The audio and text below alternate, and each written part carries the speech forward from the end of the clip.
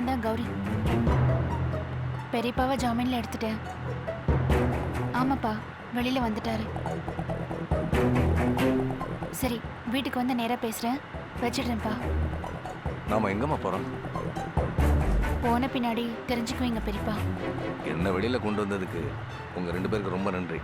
ஏன்னா நான் உள்ள இருந்தா தங்காதோர பைய சங்க அறுக்க முடியாதே.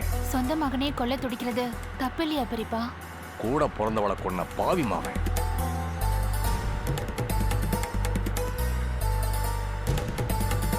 நல்ல கனியை மிதிக்கிறது தான் தப்பு. அவனை மாதிரி நச்சு கனியை சிதைக்கிறதுல தப்பே இல்லை. நாங்க எங்களோட சொந்த ஜாமீன்ல உங்களை வெளியில கொண்டு வந்திருக்கோம் பெரியப்பா. நாளை பின்ன ஏதாவது ஏடா கூடமா நடந்துருச்சுன்னா அதுக்கு நாங்க தான் பதில் சொல்ல வேண்டியிருக்கோம். அதுக்காக நான் அட்வான்ஸாவே மன்னிப்பு கேட்டுக்கிறேன். அந்த தங்கதுரை எப்ப பார்த்தாலும் அவனை துண்டு துண்டா வெட்டுவேன். பெரியப்பா,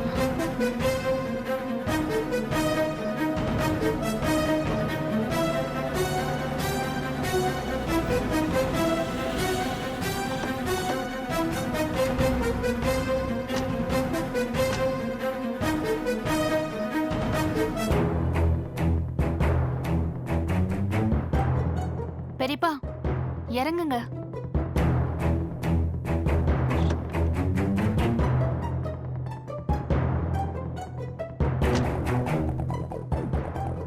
எதுக்குமா கனகா வீட்டுக்கு வந்திருக்கோம்? காரணம் இருக்கு பெரியப்பா, உள்ள வாங்க. சரி போங்க.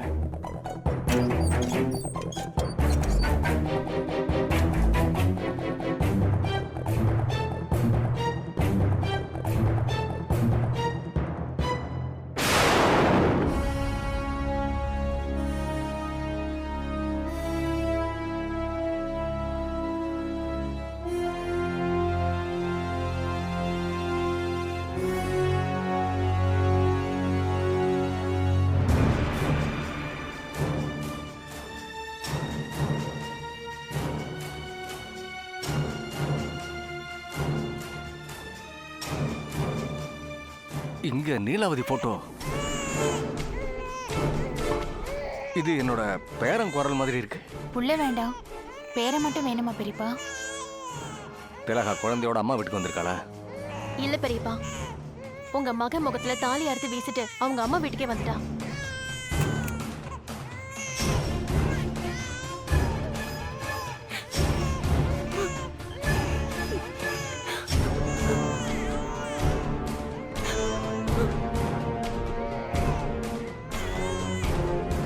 அந்த வீட்டை விட்டு திலகா மட்டும் வரல, பெரியம்மாவும் வந்து.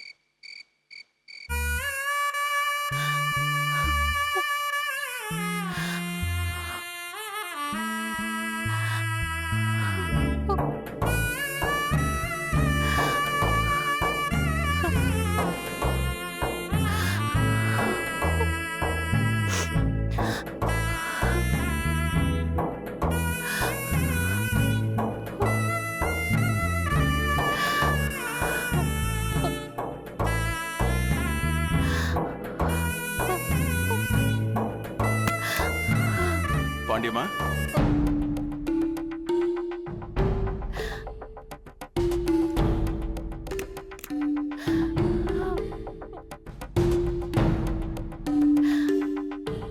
பாண்டியம்மா, நீங்க எப்ப வந்தீங்க? நான் வந்தது இருக்கட்டும். இந்த கண்ணீர் ஏன் வந்துச்சு? சொல்லு பாண்டியம்மா, எதுக்கு இந்த கண்ணீர் வந்துச்சு? அது தூசியால வந்ததுங்க. ராத்திரியில ஏசி ரூம்ல தூசியா? நம்புனா நான் முட்டாளாக மாட்டேனா? சொல்லு பாண்டியம்மா, உன் புருஷன் முட்டாளாகணும்னா நான் நம்புறேன். சொல்லு பாண்டியம்மா, இது தூசியால வந்த கண்ணீரா இல்ல சொல்ல முடியாத துக்கத்தால வந்த கண்ணீரா? என்னங்க பாண்டியம்மா, என்னாச்சு பாண்டியம்மா? யாரால உன் மனசு சங்கடப்பட்டிருக்கு? சங்கரியால சங்கடம் வந்திருக்குங்க.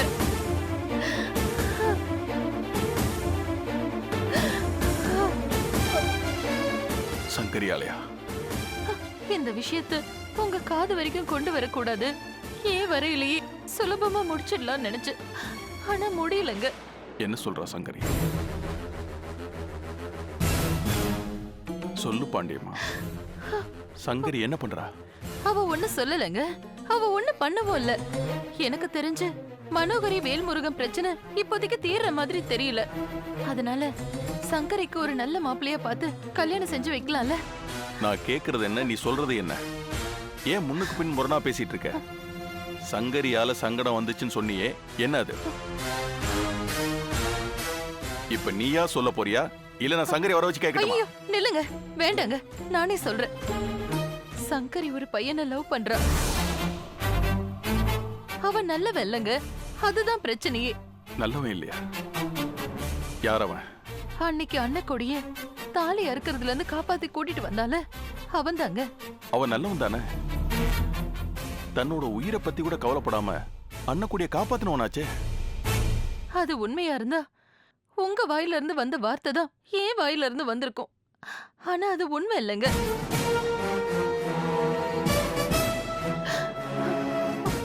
அவனும் உண்மை இல்ல.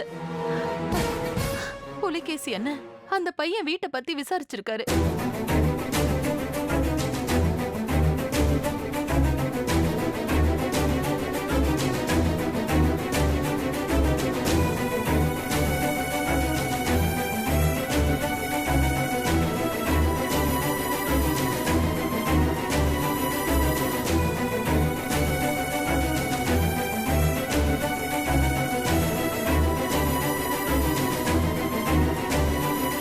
கோயில்ல வச்சு அண்ணக்குடி அவனை பார்த்திருக்கா.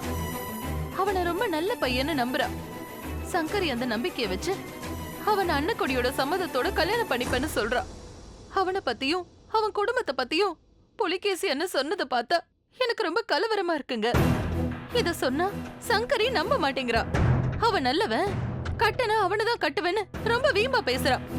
எந்த நேரத்துல அவன் கட்டின தாலியோட நம்ம வீட்டு வாசல்ல வந்து நிக்க போறாளோன்னு எனக்கு திக்கு திக்குன்னு இருக்குங்க. உயிரோட இருந்தா தானே கழுத்துல தாலியோட வாசல்ல வந்து நிப்பா. ஆசையா வளர்த்த என் கையாலேயே அவ கழுத்தை நெரிச்சு கொன்னுடுவேன். இதுக்குதான் இத்தனை நாள் இந்த விஷயத்த சொல்லாம மறைச்சேன். சங்கரி வாழ்க்கை நல்லா இருக்கணும்னு நான் வருத்தமா பேசினா நீங்க அவளையே அழிச்சிடுறேன்னு வாய்க்கோசாம பேசுறீங்களே. சங்கரி ரொம்ப நல்ல பொண்ணுங்க. அவன் தான் ஏதேதோ சொல்லி அவளை மயக்கி மடியில போட்டு வச்சிருக்கான். சங்கரி சொன்னதையே சொல்றேன். எரியறதை எடுத்துட்டா கொதிக்கிறது தானா அடங்கிடும். நான் என்ன சொல்ல வரேன்னு உங்களுக்கு புரியுதாங்க? ரொம்ப நல்லாவே புரியுது. நான் அந்த பையனை பார்த்து பேசினேன் பாண்டியம்மா. அவன்கிட்ட பேசும்போது கொஞ்சம் நிதானமா பேசுங்க, கோவப்பட்டுக்க வேண்டாம். ஏன்னா அந்த முள்ளு மேல விழுந்திருக்கிறது நம்ம வீட்டு சேலங்க. அதுக்காக அவன் கால்ல விழுந்து என் மகளை விட்டுன்னு என்ன கெஞ்ச சொல்றியா? தேவைன்னா அத கூட நம்ம செஞ்சுதாங்க ஆகணும். வேகப்பட்டா வேதனை நமக்குதான். பொறுத்தார் பூமி ஆழ்வார், இது காலகாலமா இருக்கிற வார்த்தை. அதுக்கு மதிப்பு கொடுத்தா நாம ஒண்ணு குறைஞ்சு போயிட மாட்டோம். தப்பானவன் கையில தள்ளாடுறவன் கையில நம்ம வீட்டு பொக்கிஷம் இருக்குங்க. அத உடைச்சிடாம பத்திரமா மீட்டுடுங்க. என்னங்க, அவனை பார்த்து சமாதானமா சுமூகமா பேசுவீங்களா? சமாதானமா பேசி பார்க்கறேன். கேட்டுட்டு ஒதுங்கி ஓரமா போயிட்டா அவனுக்கு நல்லது. இல்லைன்னு அடம் பிடிச்சான்னு வச்சுக்க, அதுக்கு பின்னால நடக்கிற எதுக்கும் நான் பொறுப்பு இல்லை.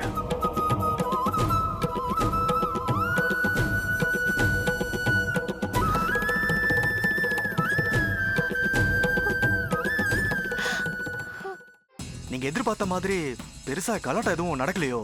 பெரிய கலாட்டா எதுவும் நடந்திருந்தா நடு ராத்திரியில நான் உனக்கு ஃபோன் பண்ணிருப்பேனா? நடக்காததுனால தானே ஃபோன் பண்றேன்.